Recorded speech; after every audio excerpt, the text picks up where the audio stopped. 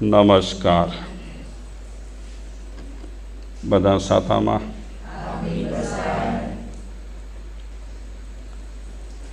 સત્સંગની શરૂઆત ભાવના સતક નામનો એક સતક રહેલો છે. સ્થાનકવાસી સંપ્રદાયના વર્ષો પહેલાં શતાવધાની થઈ ગયા એક, જેમનું નામ હતું રત્નચંદ્રજી મહારાજ.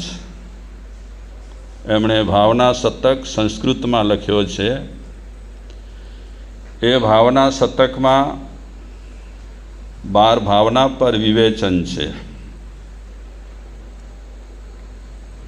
અત્યારે આપણે જે શ્લોકની ચર્ચા કરવા માંગીએ છીએ એ શ્લોક સંસાર ભાવનામાં છે. અને એ સંસાર ભાવનાના શ્લોકમાં શું કહે છે તે વિચારીએ.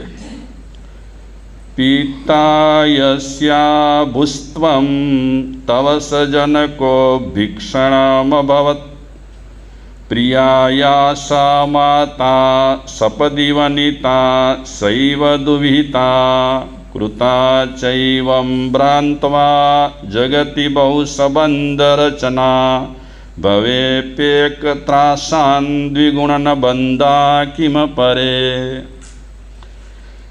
આ શ્લોકમાં બહુ સરસ મજાની વાત કરે છે કે આપણે બધા જીવ માત્ર આજકાલના નથી. આપણી યાત્રા અનાદિ સમયથી ચાલી આવે છે અને આપણે ફરતા રહીએ છીએ. આમ જોવા જઈએ તો આપણે બધા ગાડલિયા છીએ. હોય ને, ગાડલિયા ગામની બારે એ રહે, પછી લોખંડના સાધનો બનાવે ને ગામમાં આવીને વેચે. એવા જેવા આપણે છીએ ને. હા, થોડા સમય માટે આવ્યા છીએ, પછી પૂરું થઈ જશે આપણું કામ, એટલે અહીંથી આપણે ચાલી જઈશું. ગમશે કે નહીં ગમે, પણ ચાલ્યા જવાનું છે. તો પ્રસ્તુત શ્લોકમાં કહે છે કે આ ભાવમાં તું જેને બાપ ગણી રહ્યો છે, પિતા, એ પછીના ભાવમાં પિતા નહીં હોય. પછીના ભાવમાં પણ એ પિતા નહીં હોય. આજે જે પિતા છે તે, કારણ કે ભાવ બદલાય એટલે સંબંધ બદલાય. અને એ કોઈ ગેરંટી નથી કે આપણે આવતા ભાવમાં માણસ જ થવાના છીએ. એ તો આપણી કરણી પ્રમાણે આપણને ગતિ મળવાની છે અને કરણી પ્રમાણે આપણને યોની મળવાની છે. પણ જ્યારે પણ આપણે મનુષ્ય થઈશું, સંબંધ બંધાશે, ત્યારે આ ભાવમાં જે પિતા રહેલા છે એ પછીના ભાવમાં પિતા નહીં રહે. આ ભાવમાં જે પિતા રહેલા છે એ પછીના ભાવમાં કદાચ પુત્ર પણ થઈ શકે. જેને આપણે બાપ કહેતા હતા, પિતાજી કહેતા હતા, એ પછીના ભાવમાં ક્યારે પુત્ર થઈ શકે. અને પછીના ભાવમાં જે પહેલા ભાવમાં બાપ હતા, પછી પુત્ર થયા, પછી શાયદ એ પત્ની પણ થઈ શકે છે. કોઈ નિશ્ચિત નથી, સંબંધ બદલાયા કરે છે. આજે જેને આપણે માં કહીએ છીએ,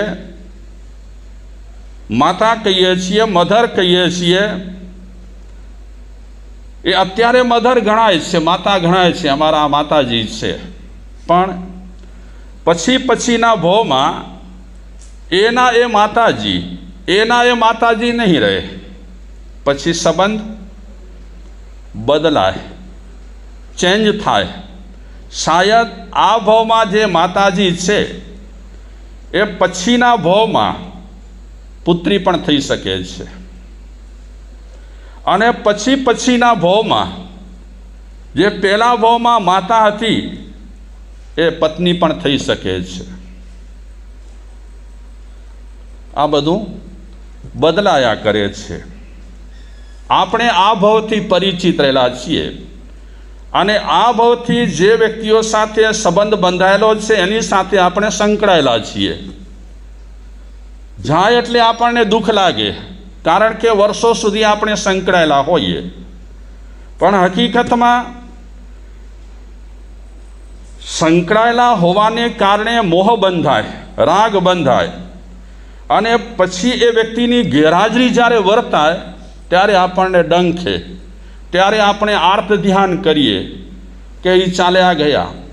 મને યાદ છે કે મારા ગુરુ મહારાજ જ્યારે ગુજરી ગયા, કાળધર્મ પામ્યા, ત્યારે હું રડ્યો ન હતો, પણ પછીથી 6 મહિના સુધી લગાતાર એની સાથેનો જે એટેચમેન્ટ રહેલો હોય એની તકલીફ રહે.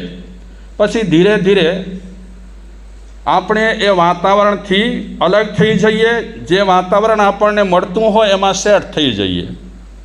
આ બધું બદલાયા કરે છે. એક સરખો જીવનમાં ક્યારે પણ રંગ રહેતો નથી. પિતા પુત્ર થાય, પુત્ર થયેલો એ પિતા ભવિષ્યમાં પત્ની પણ થઈ શકે છે. આજે જે માતા રહેલી છે કાલે બીજા ભાવમાં પુત્રી પણ થઈ શકે છે અને પત્ની પણ થઈ શકે છે, અથવા તો બીજા પણ કોઈ પણ સંબંધો બંધાઈ શકે છે. એટલે આ ભાવના સતકની સંસાર ભાવનામાં કહે છે કે ભ્રમણ કરતાં કરતાં આપણે નવા સંબંધો રચતા રહ્યા છીએ. જ્યારે જે જન્મ આપણને મળ્યો છે ત્યારે તે રીતે આપણે સંબંધો રચતા રહ્યા છીએ. તો ઘણા વિચારકો એમ કહે છે કે સંબંધો ભલે રચાય પણ એમાં તમે રાચતા નહીં. જો તમે રાચશો તો હેરાન થઈ જશો. બરાબર છે ને કેસરબેન? શું કીધું મેં? કે આપણે સંસારી જીવ છીએ, સંબંધો બંધાય અને જો જ્યારે સંબંધો બંધાતા હોય ત્યારે આપણે રાજી પણ થઈએ. વેવાઈ આપણને સરસ મજાના પૈસાદાર મળે તો આપણને ખુશ પણ થઈએ. ઠીક છે, સંસારમાં બેઠા છીએ એટલે રાજીપો હોવો જોઈએ, પણ એ રાજીપો પરમેનન્ટ તો રહેવાનો નથી. એમાં ફેરફારો થતા રહેતા હોય છે. તો પ્રસ્તુત શ્લોકમાં કહે છે કે નવા સંબંધો જીવ રચતો રહે છે. મીનાબેન હવે છોડી દો. નવા સંબંધો જીવથી રચાતા રહે છે. કાકા કાકી, દાદા દાદી, મામા મામી વગેરે વગેરે. નથી લાગતું તમને કે આ બધું એક પિક્ચર છે?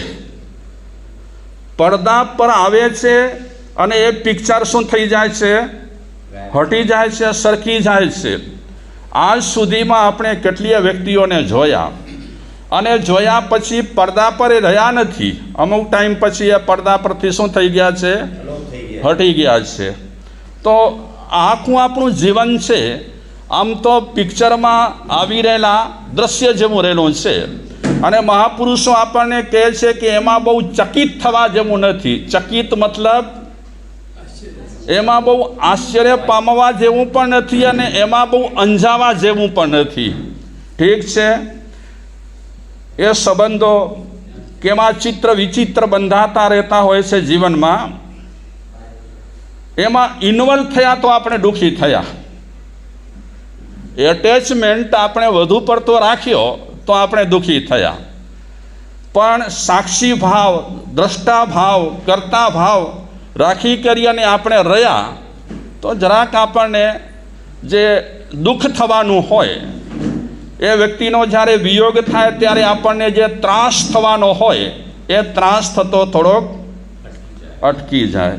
બાકી સંબંધો તો ફરતા જ રહે છે. કોના માટે આપણે રડીશું અને કેટલા માટે આપણે રડીશું? હા, અને રડ્યા પછી પણ જેની સાથે આપણે સંબંધો બાંધ્યા હશે એ વ્યક્તિ પાછી તો આવવાની નથી અને એ વ્યક્તિ પાછી આપણી સાથે જોડાવાની નથી. એ ગયા એના કોઈ સમાચાર નથી. જે ગયા છે એમના કોઈ પણ સમાચાર રહેલા નથી. ગૌતમ સ્વામી ભગવાન મહાવીરને પૂછ્યું કે પ્રભુ, સર્વ જીવોના માતા, પિતા, ભાઈ, બહેન, સ્ત્રી ને પુત્રવધુપણે ઉત્પન્ન થયો છે. સર્વ જીવો આવી રીતે ઉત્પન્ન થયા છે. એ પ્રશ્ન કર્યો ગૌતમ સ્વામીએ. ત્યારે ભગવાન મહાવીર કહે છે કે હે ગૌતમ, સર્વ જીવો માતા, પિતા, પુત્ર, ભાઈ, બહેન, પુત્રવધુ તરીકે કે અન્ય સંબંધો તરીકે અનેક વાર નહીં કે અનંત વાર થયા છે. આ બધા સંબંધો એક વાર બંધાયા નથી. મહાવીર ભગવાન ગૌતમ સ્વામીને કહે છે કે આ બધા સંબંધો અનેક વાર, અનંત વાર બંધાયા છે. આપણે આજકાલના તો છીએ નહીં. આપણો ખોખો બદલાતો રહે છે ને. હા, બિલકુલ. નવા ખોખા આપણને મળતા જાય, ધારણ કરીએ, વળી પાછો એ ખોખો વિસર્જન થાય, પછી નવો ખોખો આવે. એટલે આવી રીતે આપણા જીવનમાં એક રમત ચાલી રહી છે. તો મહાપુરુષો આપણને કહે છે કે તમે જે સંબંધો બાંધ્યા છે અને જે સંબંધો સાથે તમે જોડાયેલા છો, એમાં જે તમારા કર્તવ્ય રહેલા છે એ કર્તવ્ય તમે અદા કરો. તમારી જે ફરજ રહેલી છે ફરજ તમે અદા કરો. બાકી તમે એકદમ ગુલતાન થઈ જશો એ સંબંધોમાં, તો એ સંબંધો તમને રડાવશે, એ સંબંધો તમને ખેડ કરાવશે, એ સંબંધો તમને હેરાન કરશે. આપણે જેની સાથે સંબંધો રાખ્યા છે અત્યારે, સગા વહાલા જે તે હોય, એ આપણી સાથે બરાબર વ્યવહાર ન કરે તો આપણને કેવું લાગે? હા, પછી એના વિશે આપણા મનમાં વિચારો હોય કે ન હોય ને. આ ફલાણી બેન છે, મારી સગી થાય, વેવાણ હતી, છતાં પણ હું ગઈ તો કીધું પણ નહીં, આવો પાણી પીઓ, બેસવાનું એને કીધું. આપણો એટેચમેન્ટ ઘણી વખત આપણને રડાવે છે, બહુ હેરાન કરે છે. એટલે મહાપુરુષોએ તો કીધું જ છે કે જેટલો રાગ તારો મજબૂત હશે કોઈ પણ વસ્તુ અને વ્યક્તિ સાથે, એ રાગ તને પરેશાન કરશે. અને રાગ તું જેટલો ઢીલો કરીશ, રાગને જેટલો તું નબળો કરીશ, એટલો તારા માટે રાહત રૂપ રહેલો હશે.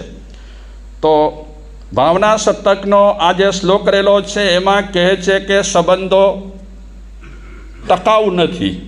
સંબંધો હંમેશા ચેન્જ થતા રહે છે, બદલાતા રહે છે. અને આપણે તો ગઈકાલે જ હજી એક કથા કરી, ગઈકાલે જ એક કથા વિચારી. કોની વિચારી? કોની કથા વિચારી હતી? બોલિવિયા મળે. આપણે ગઈકાલે જ કથા વિચારી છે કુબેર દત્ત અને કુબેર દત્તાની. કેટલા સંબંધો? 18 સંબંધો એક જ ભાવમાં.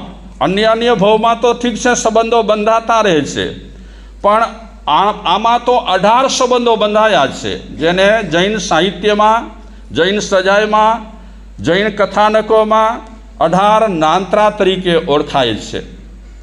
તો આ જગતમાં આમ જોવા જઈએ તો બધા આપણા છે, અને આમ જોવા જઈએ તો આપણા કોઈ છે જ નહીં. આપણા માટે કેટલા રડશે અને આપણા માટે જીવ કેટલા બાળશે તો ભલા માટે બાળશે કે સ્વાર્થ માટે બાળશે? જીવ શેના માટે બાળે? આપણા ભલા માટે તો બાળે કે ન બાળે, પણ સ્વાર્થ માટે બાળે.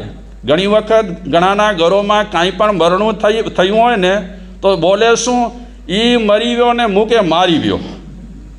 એટલે વિચારે કોનું? ઈ મરી ગયો, મૂકે મારી ગયો. આવી ગયો સ્વાર્થ, મને હેરાન કરી ગયો, મને પરેશાન કરી ગયો. એટલે પોતા માટે જ માણસ વિચારે છે. એ માણસની શું ગતિ થઈ હશે, કઈ રીતે જીવતો હશે, કઈ રીતે રહેતો હશે, એની ગતિ થઈ હશે કે નહીં થઈ હોય? કાંઈ નહીં. એટલે આમ જોવા જઈએ તો એક નાટક જ છે. આપણે સ્વીકારીએ કે ન સ્વીકારીએ, નાટકથી વધારે કાંઈ જ નથી. નાટકમાં જેમ પાત્રો બદલાતા રહે ને, તેમ આપણે પણ પાત્રો બધા શું કરીએ છીએ? બદલાવતા રહીએ છીએ.